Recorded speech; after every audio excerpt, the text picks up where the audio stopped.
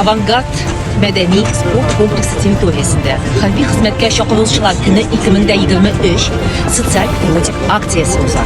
Биредә музеебезнең экспонатлары һәм ниһаять хәзер хәрбиләштерелгән эстафета башлана. Кулагыз безне. Сергей Александрович, скажите, пожалуйста, какие сегодня этапы ждут наших ребят?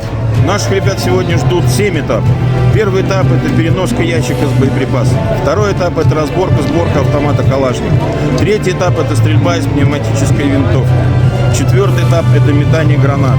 Пятый этап – это преодоление, скажем так, несколько импровизированной полосы препятствий. Шестой этап – это одевание противогаза и бег в противогазе. И последний этап – это оказание первой помощи.